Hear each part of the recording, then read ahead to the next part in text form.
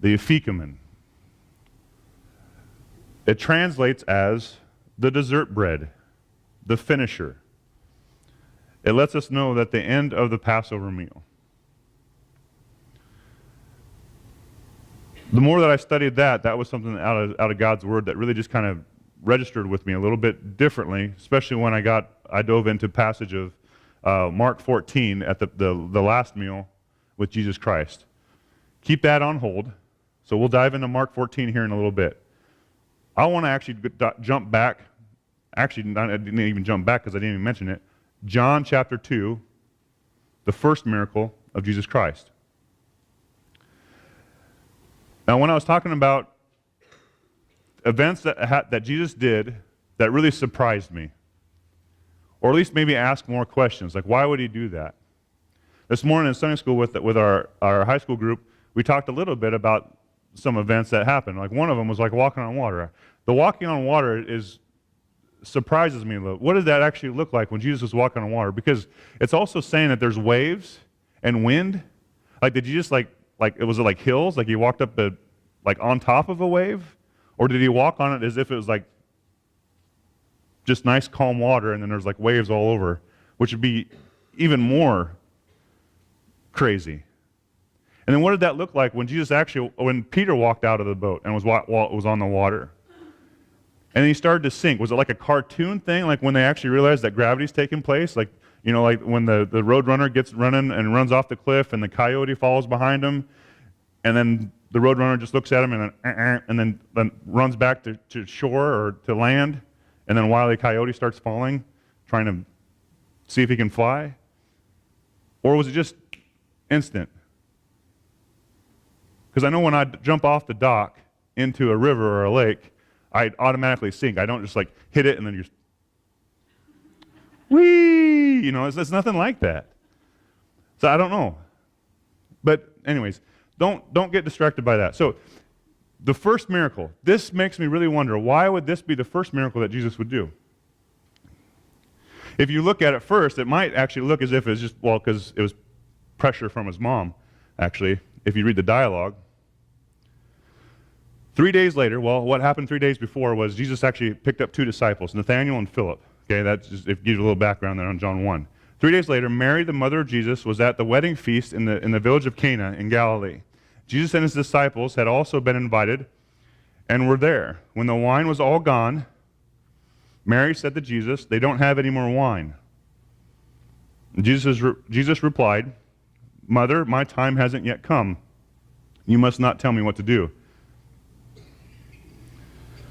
Now, I know if that took place in my house, Jamie is very, very, very sweet.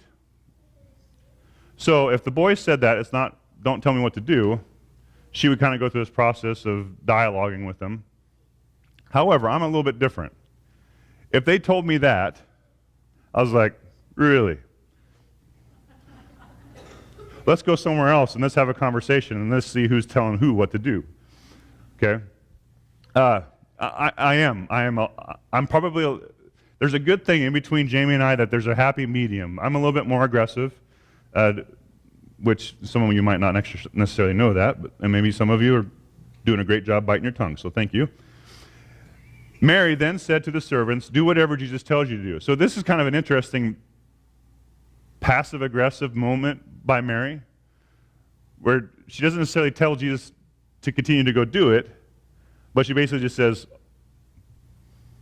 "Go do what it is that whatever Jesus is going to tell you." So basically, it's without telling to Jesus, saying, "You're going to do something awesome. We already know that, and they're going to do what it is that you tell them to do." I'm not exactly sure the tone or what's going on. It doesn't necessarily tell us that. It's kind of like reading a text. You don't necessarily know what the emotion is unless it actually tells you. Jesus said it in a way that's angry. Jesus said it in a way that was, Mary said it in a way that was, right? You don't necessarily have it that way. So don't get too distracted by making the assumptions. However, the cool thing that happened out of it is that Jesus actually asked them to go fill up some stone water jars. So they go and fill these water jars up with water. And they come back. And somewhere along that time frame, Jesus had changed the water into wine. And with the servants, they actually kind of know, they don't know necessarily what's going to happen, but they do know that the instruction came from Jesus Christ. They went and they got the host of this wedding banquet, and the host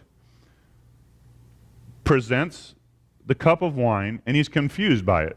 He's confused by it because the cup of wine is actually, this wine is actually much better than the wine that they started with. And he goes to the groom and he says, "Why would you save the best for last?" Keep that statement in your mind when we go back to talking about the finisher and why the best was saved for last. Because Jewish tradition, before a wedding, there is a proposal of some sort between the bride-to-be and the attended groom. Both of them, the bride and the groom, have fathers. There's a father of the bride and a father of the groom. Imagine that. Okay? Or at the very least, if there's some type of an incident that happened where there is no father, there is someone that represents the authority of the father. In the exchange between the father of the bride and the father of the groom, there is negotiation of a price for the bride called a dowry. The bride, the father of the groom will come up with, "Hey, this is what we're willing to offer for your daughter." A negotiation will go until the father of the bride accepts it, says, "Yep, that's a great price for my daughter." Now, this proposal is not done. It wasn't just only finished and negotiated only with the fathers. Now, the groom has to go to the bride. The groom presents the bride with a cup of wine. And with this cup of wine, if she drinks it, she accepts the proposal. If she pours it out, it's pretty clear she's basically saying no. That's kind of what's really actually happening. Okay? No matter the case, whether the bride accepts it or denies it, the father of the bride still keeps the dowry. Right? So, if we were at that time, there's some fathers that could actually be pretty rich and have very single daughters. Just keep telling them, just keep turning them down, we'll just keep the dowry and we'll just build our homestead on other people. We're doing great.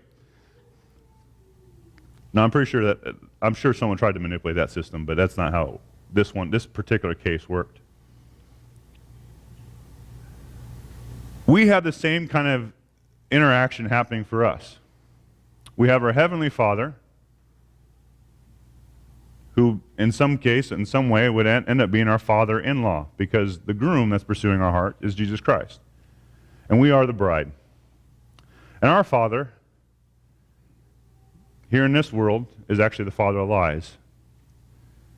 We do have a manipulation that continues to negotiate for our hearts, trying to distract us from what it is our Heavenly Father wants for us, what the groom is trying to offer us. Correct? That's how we get caught up in sin, and that's how we get distracted, and that's how we get caught up in lies. That's even how we also get caught up into thinking that the dowry that's being paid or has been paid for me isn't enough. It's not enough that Jesus died on the cross for all my sins. Right? There's some sins that maybe you're wrestling with, that maybe, did Jesus really die for that? Did he really take care of that? Was that really enough of a price for what it is that I owe? Or maybe you're on the other side, like, hey, I'm a whole lot more than that. I need to do something in a way that increases my value or increases my attention or God's attention towards me. That I will work my way. I will take care of it myself.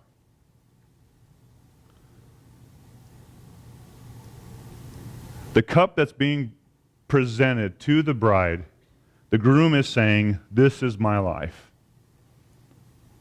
Do you accept it?" It's the same cup that's being given to us. presented to us through Jesus Christ. If you want, you can take a look at the book of Mark, chapter 14, and it'll be verses 12 to 16. And this is the Passover meal that's being taken place. Now remember what it is that's being represented by the cup, being presented by the groom to the bride. Remember what we're talking about as far as the 4 cups. I'll remind us of what those 4 cups were. Remember the ephecamen, the finisher, the dessert bread, because all of this will come into play in this Last Supper with Jesus Christ. Part of the Passover meal, we see that Jesus is actually indicating to the disciples who it is that's going to betray him.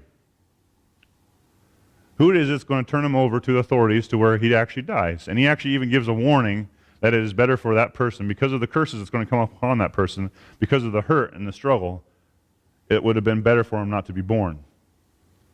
That's a pretty intense warning, right? But the indication is the person that's going to betray him is the person that dips in the cup at the same time that Jesus does. Now, some may think that, well, somehow there was some type of a confusion, some type of a moment that Jesus and Judas dipped in the cup at the same time. Well, really what's happening is there is a cup like bitter herbs or something, I can't remember what it is, and everyone is dipping in the same cup. So no double dipping, right? You can't just take a little bite and then go back in there. That's all the way back to Passover. Let's just say that. No, I'm just kidding. I don't think that's anywhere in the rules. Okay, so everyone's dipping in the same cup. Now, everyone's kind of taking turns. There was kind of this courteousness that if you dipped in the cup at the same time as somebody, then what you would do is you would offer the piece that you had to the person that dipped in the cup at the same time. Not in a way that's an insult, but in a way that's a blessing. And you're also indicating something very clearly. What you're actually saying is, I value you and you are a good friend of mine. You are a great friend of mine. When they pass him that piece. He wasn't necessarily saying that everyone was going to know it was going to be Judas. It wasn't that way. What it is saying that it's going to be a good friend of mine, someone at this table that's going to betray me. And I don't necessarily know if that itself was an indicator of just the one betrayal that Judas did, or if there's actually going to be more emphasis of basically every single one of you. Every one of you will have a moment that you will find yourself unfaithful. You will find yourself that what you have done with me for the last 3 years, you will check it out the door to save your own life. You'll either run away, you'll go into hiding, you'll doubt who I am, and you'll deny me. That isn't necessarily what I specifically studied, but it makes me wonder if that's kind of what it is that Jesus was kind of indicating in that moment. But Jesus does go further on in this Passover meal, telling them, verse 21, the Son of Man will die, just as the Scripture says, but it is going to be a terrible for the one who betrays me. That man will be better off if he had never been born. To me, that obviously goes back and references Judas.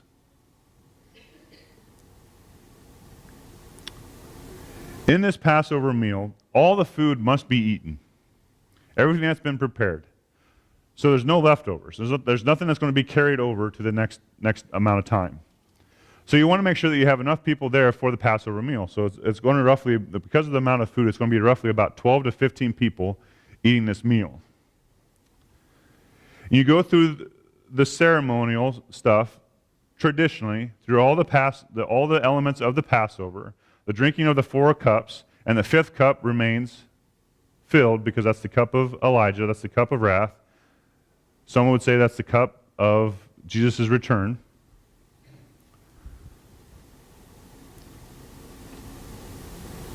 But again, those 4 cups, the first one is sanctification. The second one is the cup of judgment or deliverance. The third one is the cup of redemption. And the fourth one is the cup of protection. I think in where was that? Mark, the passage that says where Jesus, during the meal, took some bread, and then he also picked up a cup of wine in verse 23, that cup is the third cup. Because I think he left the fourth cup alone.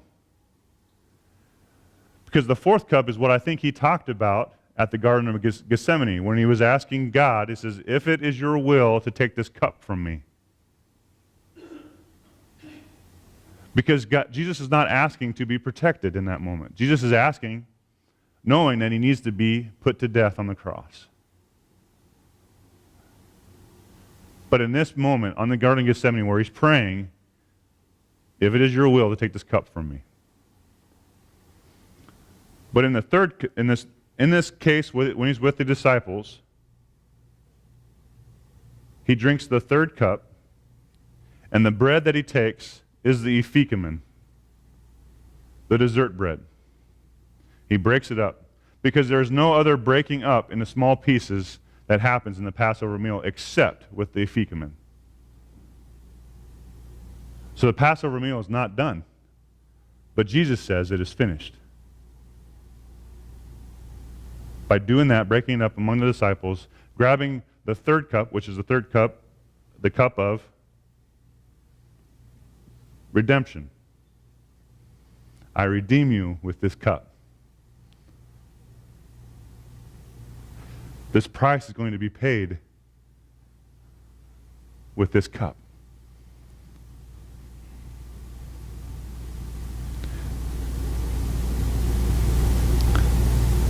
Then he also talks about, I will not drink wine again until I am with you. And it will be a new wine. At the wedding feast. When we are with Jesus in heaven is when we will take a new cup with him. So what's actually happening in communion is it's a wedding vow. The groom presents us with a cup, his cup of redemption. And it's a reminder of us of an amazing wedding feast that we're going to have. And the bread represents, it is finished. I've struggled with 2 different ways of thought when it comes to elements, like for instance, like communion. Any other, what would be some type of would be considered tradition when it comes to church. Sometimes people use communion so often that sometimes they forget the significance of it. Well, in that church, I would preach about it. Regain the significance of it. And in other churches would only do it, like say once every month or every 2 months, to help protect the significance of it, so that when it does come out, it's significant. Well, this message is for you, because I would encourage you that if that is our danger, are we actually afraid that every time I dive into God's Word, that I'm going to dive into it too often, that maybe I'll forget the significance of reading God's Word? No. I don't want to pray too often because I'll miss out the significance of praying. I don't want to sing that song too often because I might miss out the significance. You see what I'm saying? Now again, this is not a criticism. This is just a warning of a concern of either one way of thought, which is I think could sometimes be extreme the other way, and then sometimes extreme the other way. But if anything, have this continual internal fight, this self-control, that we come back and we regain the significance of this is why I do this. And I will do this as often and often and often as I want, because this is significant and this is purposeful and this reminds me of my relationship with Jesus Christ. Yeah? Now, again, I'm not changing it to where we have to do this every Sunday, okay? That's not what I'm saying. But sometimes, and again, I'm not saying this church and I'm not saying the other church I was at, that there's a divide because of that. But there's some discussions that there is an intense division because of something, whether it's taken or whether it's not, is significant. Right? Because Jesus said it in himself. Do this in remembrance of me as often as you take it. As often as you take it. Whether it be many times or whether it be a few. As often as you take it, do this in remembrance of me. So if I could have 4 of the elders come up and we'll help. It's not going to be passed out to you. What they'll do is they'll hold the elements. I'll have a cup of juice and a cup of, or the bread on one side, and the same thing over here. So that way, what we'll actually do is we'll have you come down the center aisle as if it's like a wedding. You'll take the elements back to your seat with you. So don't actually partake them yet, but take them in your hands. Go back to your seat, and we'll take it all together. Okay? So you'll come down the center aisle, grab the elements, and then go on the outside. Sorry, I just like good thing I went low. Okay? All right? Any confusion on that? If you are confused, wait until the crowd starts going and just follow the rest of the sheep. Okay? No sheep noises, all right? So let's go ahead and let's pray, and then we'll be ready to pass out the elements. Father God, thank you so much for the blessing of the wedding feast. The hope that we know that as the bride of Christ, we will come before you and we will find ourselves in your presence, knowing that it is you took the cup of redemption. You didn't take the cup of protection. Knowing it is that you are the finisher. You are the one who is the bread of life that declares that the Passover is finished. The destruction, the hurt, the pain. That your statement on the cross, it is finished, is declared in the moment that we take this bread. We thank you so much. We say this all in the name of your Son, Jesus Christ. Amen. Excuse me.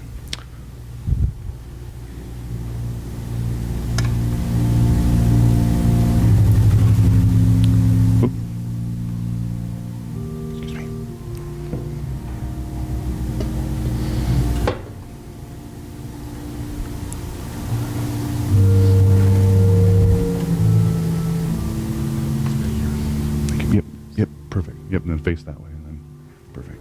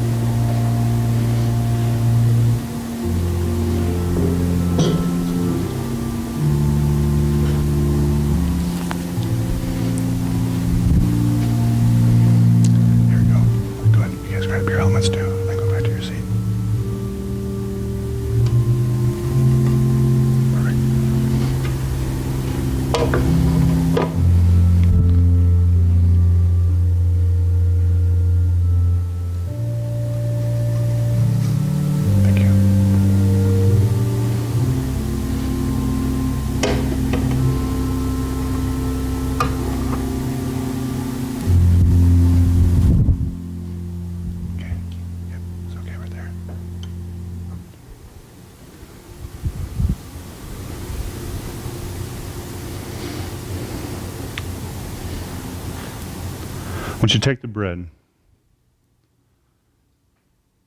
know that the efficamen has been found, declaring that Jesus is the finisher. And Jesus said, would eat the bread and do this in remembrance of me. Go ahead.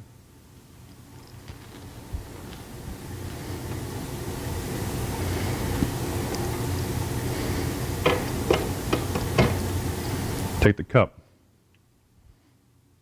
Notice that the cup of redemption, that the price was paid in full, up front.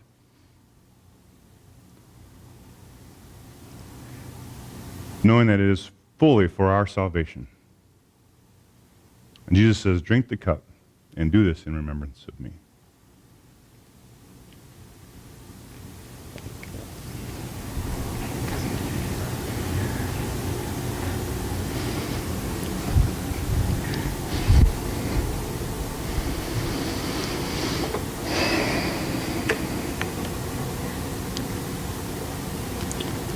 If you don't mind, let's close in prayer, and then we'll do the hymn, and I'll offer a benediction. Father God, thank you so much that you are the one who is the finishing work of the redemptive plan.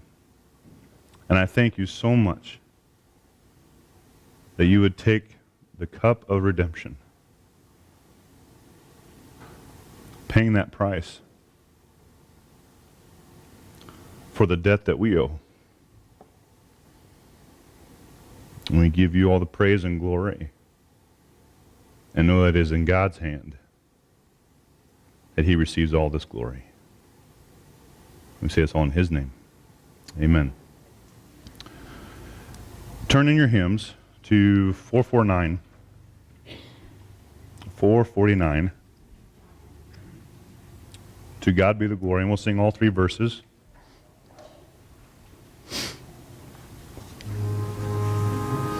Please stand.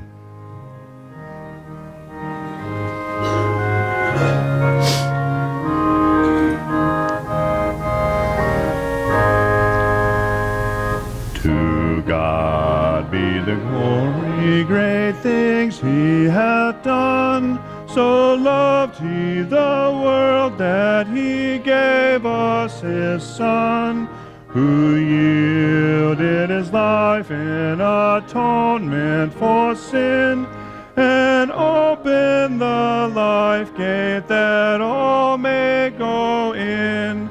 Praise the Lord, let the earth hear his voice. Praise the Lord, let the people rejoice. Oh, come to the Father through Jesus the Son, and give him the glory, great things he hath done.